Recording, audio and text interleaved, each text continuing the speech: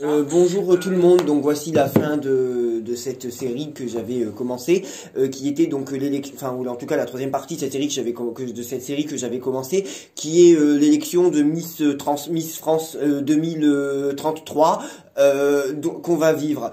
Du coup donc j'avais pas le temps, enfin j'avais pas la mouche parce que le temps est une grosse mouche, j'avais pas le temps de faire, enfin si j'avais la mouche mais j'avais pas l'envie. Qu'on me donne l'envie, mais j'avais pas l'envie de continuer. Bon là je me suis dit j'ai rien à foutre, on va faire chier les gens et on va tirer les cartes par rapport aux Miss Trans. Bon, donc pour faire un résumé, je viens de réécouter ce que j'avais dit. Donc effectivement il y avait trois profils qui se dessinaient. On avait Miss Languedoc, mais la victoire semblait légèrement ombragée parce qu'on avait quand même une coupe où on avait non, on parle pas de la CS Coupe dans Pokémon, hein, bien évidemment. On avait une coupe qui était celle-ci. Je comprends difficilement comment une Miss France peut, enfin comment une Miss peut devenir Miss avec ça, même si elle était plutôt jolie à voir. Enfin bon, moi ça m'intéresse pas. Voilà, moment de solitude. Ensuite, on avait la Miss Aquitaine qui avait un très bon tirage, notamment le monde opposé à l'impératrice, donc une ultra communication et une facilité à plaire aux gens quand même. Hein, pour Miss Aquitaine, je pense que c'est une personne qui peut avoir une facilité à plaire, à parler au public et à parler aux gens, parce que je viens d'y penser, mais l'opposition monde qui est quand même le bain, la foule, et l'impératrice qui est quand même une notion de communication, mais aussi de projet. Elle peut avoir des mots ou des paroles qui peuvent concerner plusieurs gens, ou plaire aux gens, ou être compris par les gens. Donc c'est une facilité à communiquer à l'ultra foule, voilà, ou même aux téléspectateurs.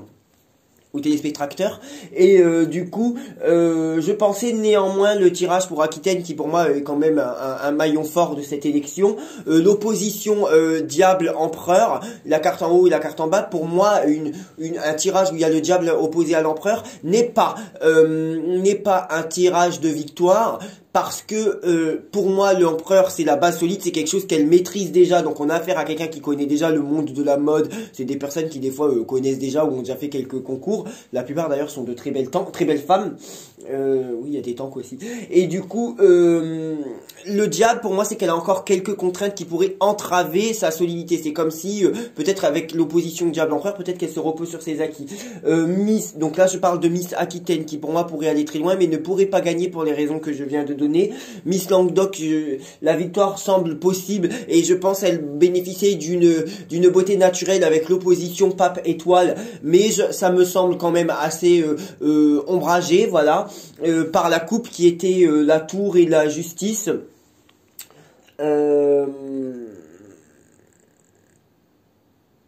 Voilà, Auvergne, je sais plus. Voilà, sur les premières mises que j'avais fait, c'était Auvergne, Languedoc et Aquitaine qui ressortaient le mieux. Voilà, mais il n'y avait pas eu non plus le profil d'une vraie potentielle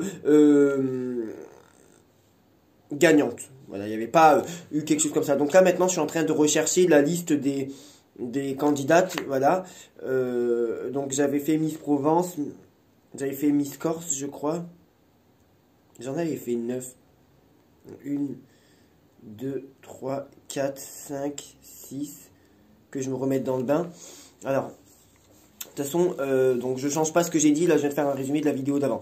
Alors, Midi-Pyrénées on avait fait, Provence aussi, Aquitaine, Languedoc, Auvergne on avait fait, ok, on avait fait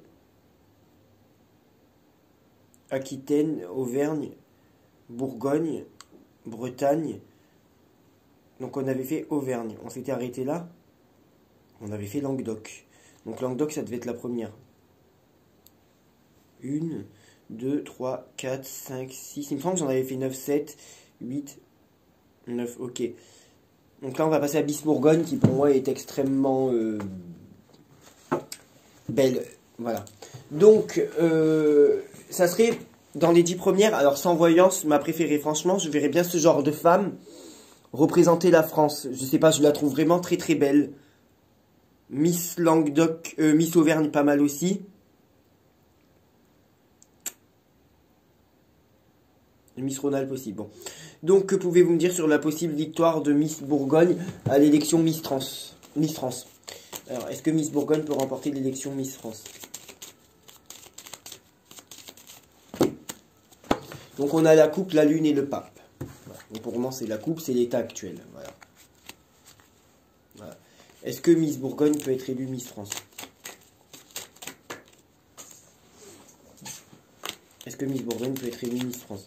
Donc je dirais que sur les premières que j'avais fait, sans prendre en compte Miss Bourgogne, sur les 2 premières vidéos, celle qui était le mieux passée était Languedoc, Aquitaine et Auvergne, même si c'était pas le tirage parfait pour parler d'une gagnante. Vous voyez, je cherche vraiment le tirage parfait. Alors, que pouvez-vous me dire sur Miss Bourgogne? Est-ce qu'elle peut gagner Miss France?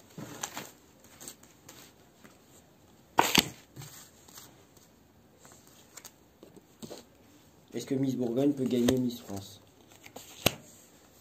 Est-ce que Miss Bourgogne peut être élue Miss France?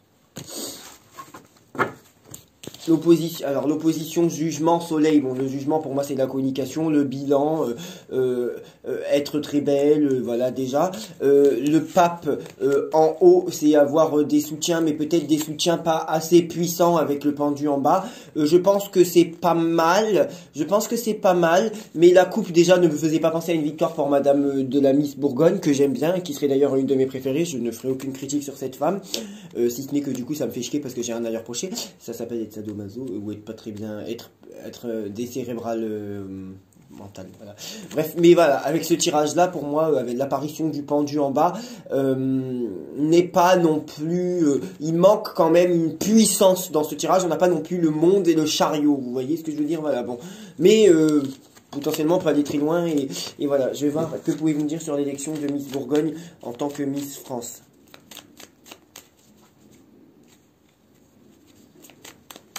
Miss Bourgogne en Miss France, en 4 cas. Miss Bourgogne, Miss France. Ok. Ok. Non, je pense qu'elle ne sera pas élue Miss France, Miss Bourgogne. Je pense surtout que... il y aura un souci dans son... dans son soutien, je sais pas, peut-être qu'il n'y aura pas autant de personnes que ce qu'on pensait qui la soutiendront, voilà. Ensuite, que pouvez-vous me dire sur Miss Bretagne? Est-ce que Miss Bretagne peut devenir Miss France 2022? Alors, Miss Bretagne, est-ce qu'elle peut devenir Miss France? Alors, la coupe, l'étoile et le mât. Est-ce que Miss France peut devenir... Est-ce que Miss Bretagne peut devenir Miss France 2022?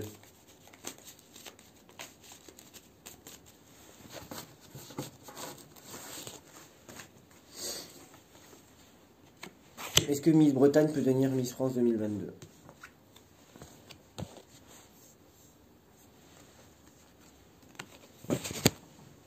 Est-ce que Miss Bretagne peut devenir Miss France 2022?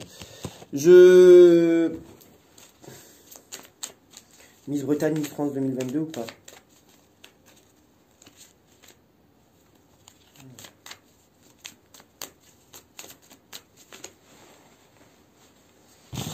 Est-ce que Miss Bretagne peut devenir Miss France 2022?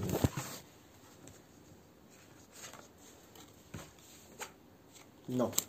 Pour moi, c'est pas Miss France. Donc, à l'heure actuelle, je dirais...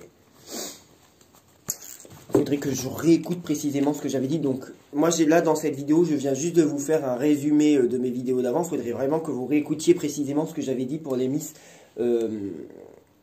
Languedoc, Aquitaine et Auvergne. Je vais les réécrire parce que j'écris tellement mal que même un pharmacien pourrait me donner des cours de... Voilà. Alors, Aquitaine, pour le moment, hein, Aquitaine, Auvergne. Il faudrait que je réécoute précisément ce que j'avais dit pour ces trois-là. Languedoc. Mais je sais qu'il y en a une des trois que j'avais plutôt écartée. Il y a quand même la coupe de la Languedoc qui me faisait un peu... ouais. Voilà. Et puis l'opposition pape-étoile, c'était pas non plus l'ultra victoire quand même. Hein. Ouais, donc il faudrait que je regarde Languedoc-Aquitaine. C'est vraiment... Languedoc-Aquitaine et Auvergne avec un point négatif sur Languedoc. C'était vraiment celle qui ressortait le plus. Donc on continue. Là, on vient d'en faire deux. On en fait encore une. Hop. Excusez-moi, j'ai reçu un appel en même temps à côté. On en fait encore une. Alors... est-ce que Miss Champagne-Ardenne peut être élue Miss France 2022?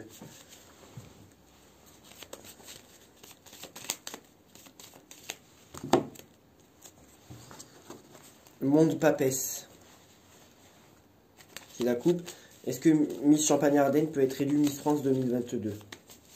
Je vous invite à réécouter précisément ce que j'avais dit sur les... Excusez-moi, j'ai reçu un appel. Je vous invite précisément, c'est un client qui m'a appelé justement, pendant que je fais ça. Je vous invite donc à réécouter ce que j'avais dit pour Miss Aquitaine, Miss Auvergne et Miss Languedoc dans la partie 1 et la partie 2. Avec point notable quand même pour peut-être Miss Aquitaine et Miss Auvergne. Voilà. Alors, donc que pouvez-vous me dire sur Miss Champagne-Ardenne? Est-ce qu'elle peut être élue Miss France?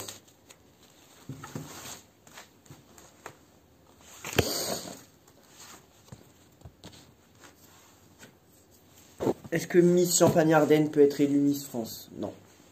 Ah, elle va peut-être aller assez loin, ce qui m'étonne parce que physiquement pour moi c'est pas la plus jolie, elle est belle, elle est plus belle que certains, mais je trouvais qu'il manquait quelque chose. Et pourtant avec la force, le soleil, déjà c'est une personne extrêmement déterminée, déjà. Voilà, et qui réussit facilement et qui va s'imposer, je pense, voilà. J'espère, alors j'espère parce que quand même au vu du tirage qu'elle sera au moins dans les 12, vous savez, la deuxième étape, je crois que c'est 12. J'espère au vu du tirage.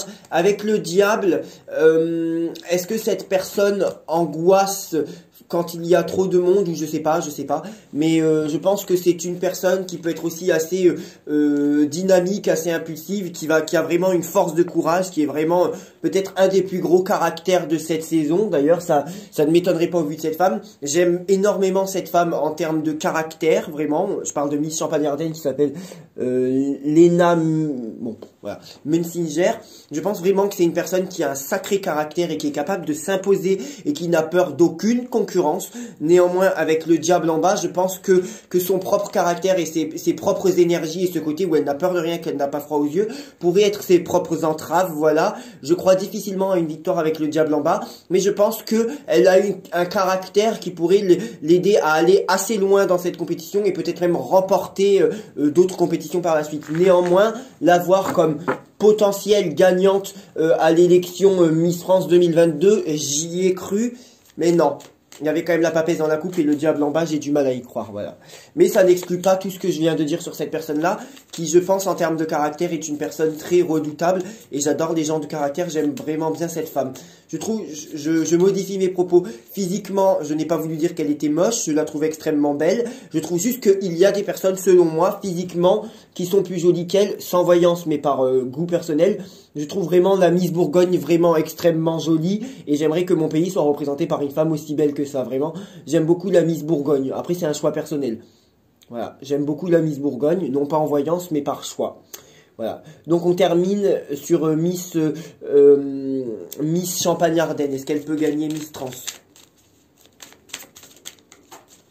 Est-ce que Miss Champagne-Ardenne peut gagner Miss Trans? Alors, 2022. Non.